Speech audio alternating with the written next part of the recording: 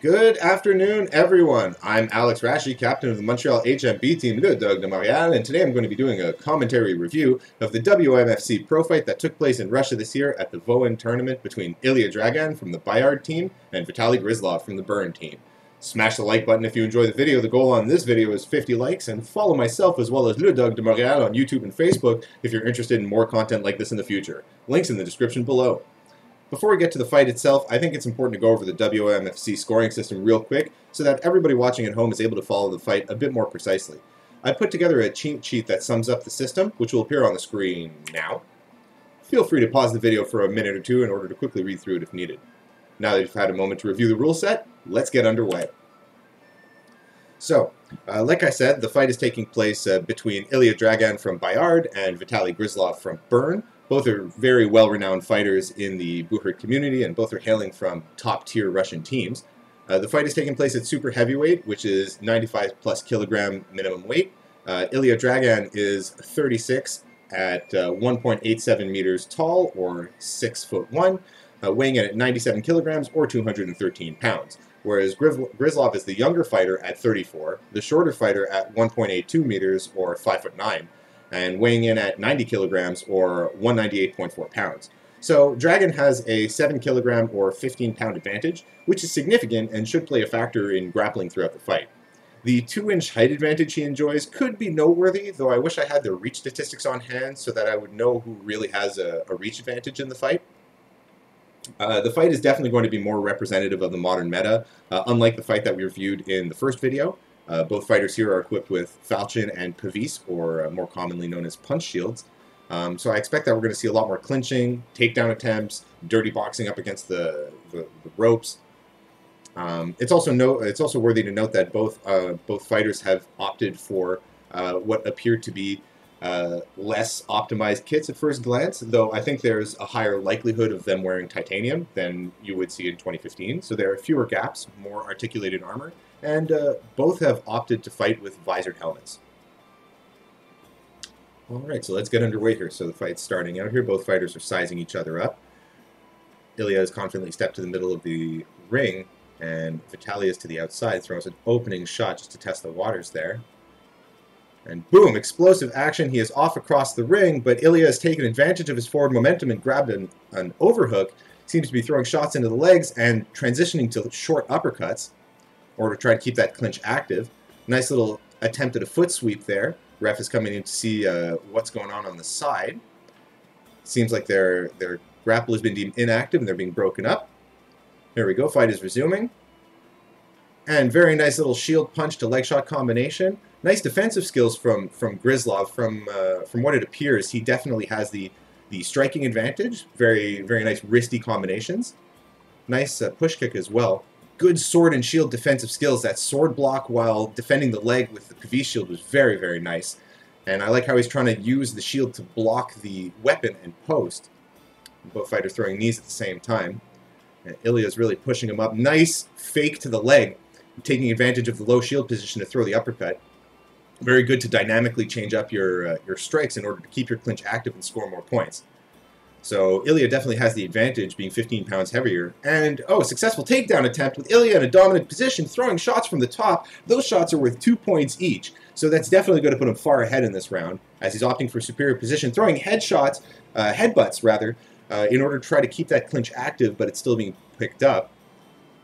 I personally think headbutts are an amazing option if you have a safe shield. You're not going to concuss yourself to keep your clinch active. If you're in like a 50-50. Nice little onside sword shot to an offside leg shot.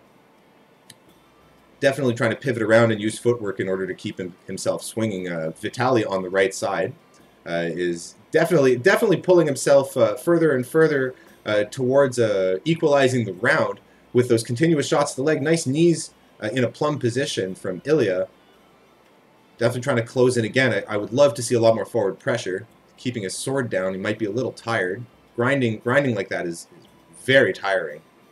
Pushing him up against the list. Nice use of face control and weapon control in order to expose the shot to the leg and keep the opponent from being able to easily score points. Nice uchimata from the overhook position, that inside foot trip.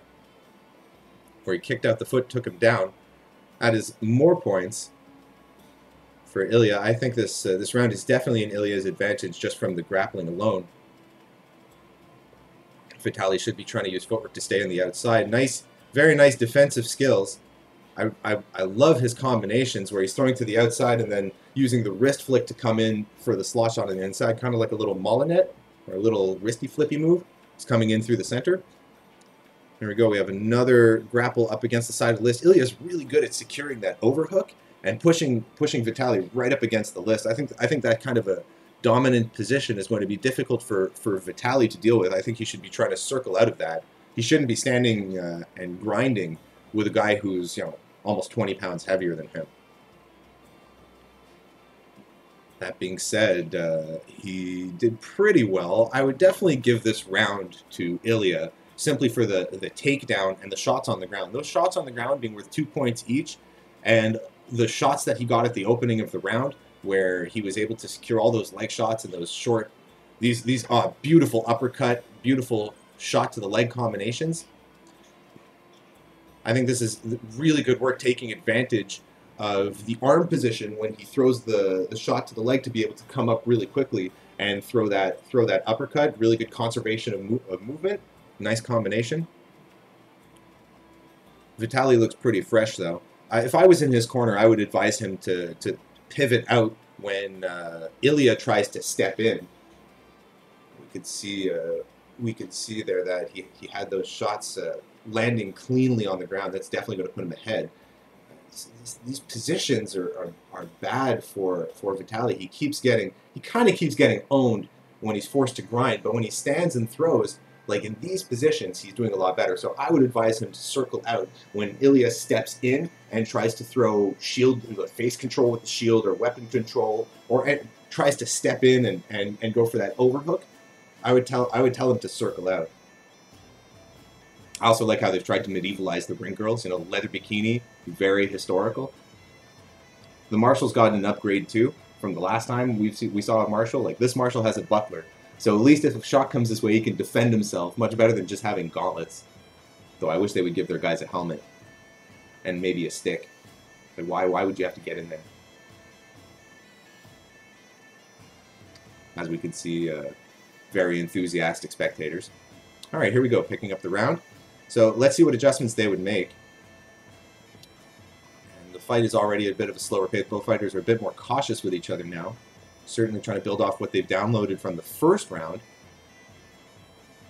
Both using the sword on shoulder position. Nice little combination from Gryzlov, but returned by Ilia. So I would give them equal points for that. Nice little combination, maintaining his distance. I like how he's filling the lane so that Ilia can't just step in for free.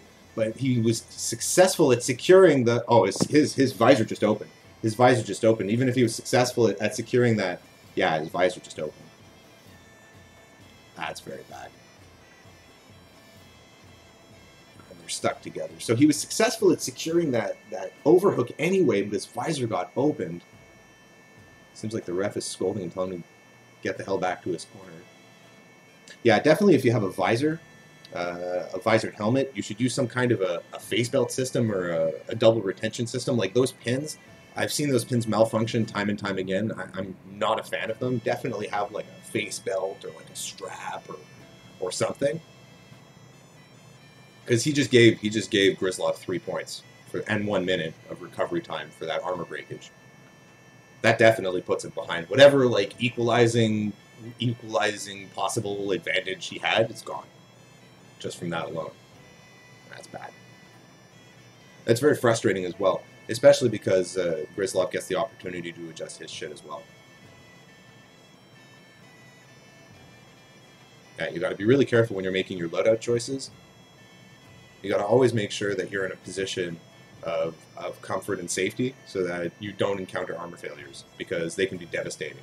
Like imagine if he had taken a shot when his visor was open. Alright, so we're picking it back up here. And Gryzlov able to beautifully take advantage of that break.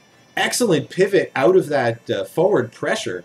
All these, he landed so many clean shots. Nice combination again, going to that Molinet slot shot. Very, very nice combination. Ilia trying to secure, grapple up against the side. Nice body shots there, going for that knee followed by that rip to the body. Big fan of that, going for that underhook. Almost succeeded in taking down Gryzlov, who was successful in maintaining his range and backing out. See, at this point, he should be pivoting out, pivot out under that shield. See, it's good he has the underhook, but Ilia's overhook is so strong, and his inside game is so much better. It's hard to manage that situation. He shouldn't be fighting here. Although he seems to be in a superior position, I wouldn't count those shots for points. Nice if he had stepped a little further and wrapped his leg, he could have taken him down. As we're getting to the last 45 seconds here, 40 seconds, they're getting separated. So those inactive grapples that don't lead to a takedown or a throw, those are bad for Ilia. Like I would advise him maybe to go for underhooks more rather than overhooks, so he could be more successful with a move like a hip toss. Or if he was going to be sticking with the overhook, maybe go for a harai goshi where he steps far past the opposing leg in order to secure the takedown. Oh, and he's just getting torn apart at distance now. He might be a bit gassed from all of the takedown attempts. It looks like he might be. That inside leg kick was definitely lazy. Gryzlov is able to throw shots on the inside that he shouldn't be able to, even though Ilia is able to push him around.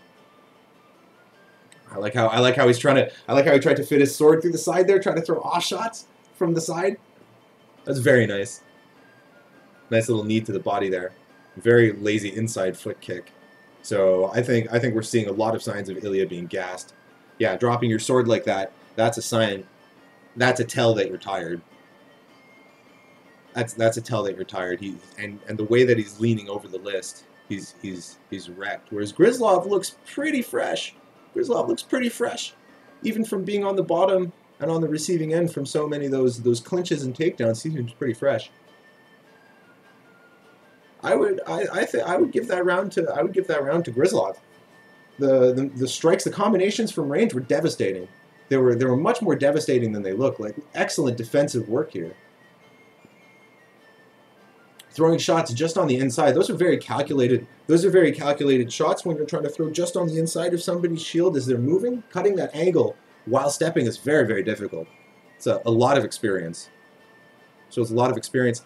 And he has good combinations, so it shows that he has a very dynamic striking library as he's mixing up the timings and the targets for both of his shield punches and his strikes. And he's also returning his shield to very safe positions to be able to intercept shots in advance of them being thrown by Ilia. So his striking game, at least from range, like his mid to mid-long striking game, is substantially better. So I would advise to stick with that. Whereas Ilia has to be much more dominant on the inside than he's been. And he was, in the first round, super aggressive, incredibly aggressive. And I think the pace may have been too high there. I would have advised him to pull back just a bit. Maybe that could be a result of training or excitement.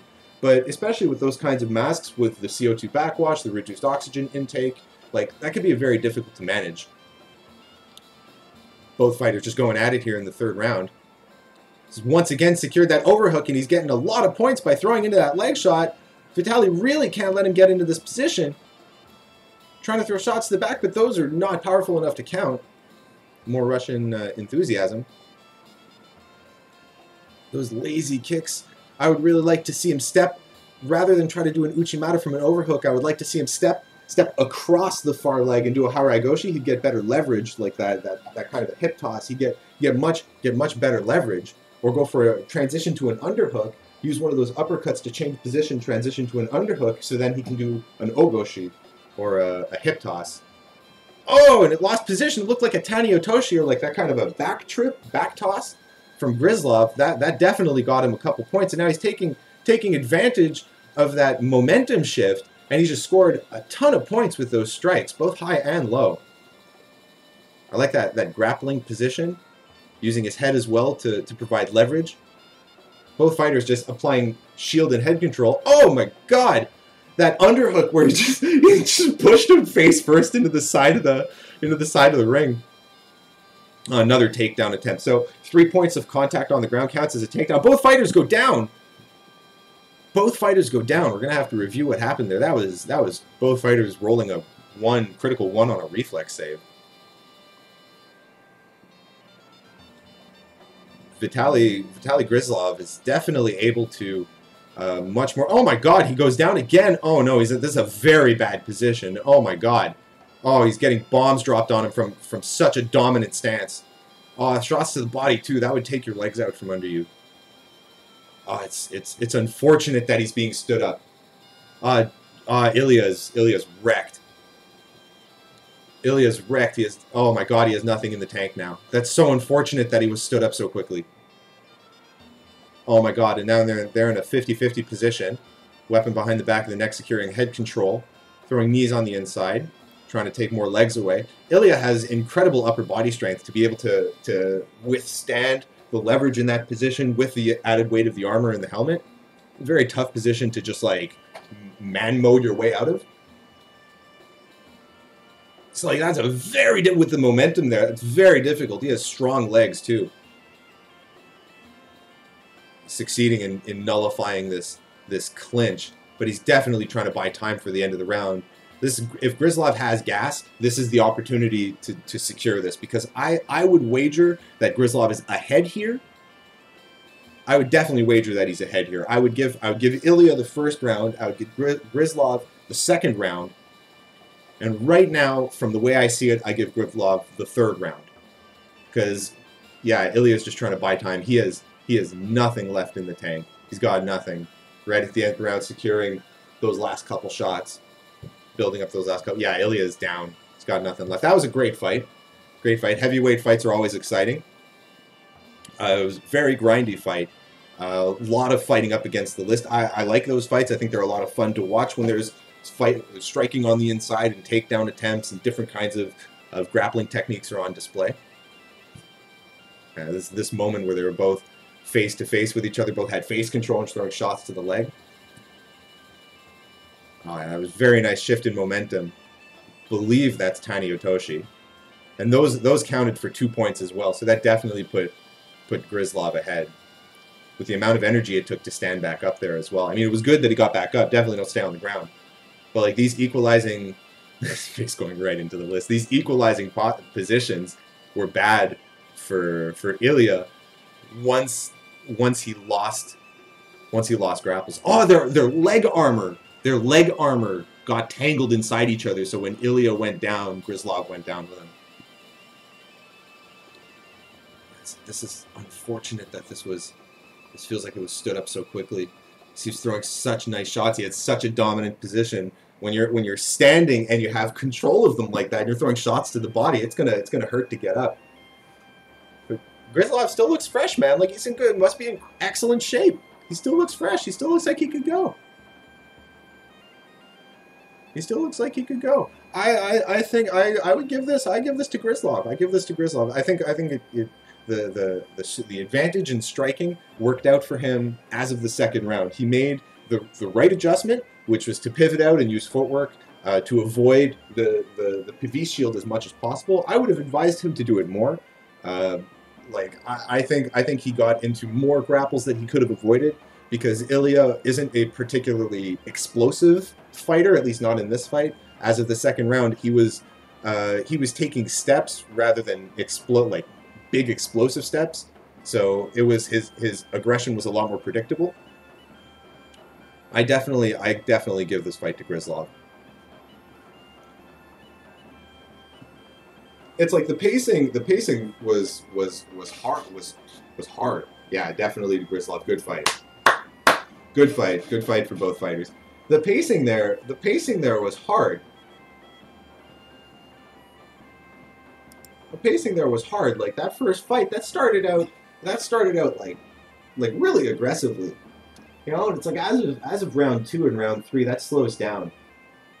And it goes to show that even high-level fighters with lots of experience get pushed really hard by the pro fight format. It's like this is so much explosivity here. And like look how much he's pushing in terms of using his cardio gas tank and using a lot of muscle and upper body strength rather.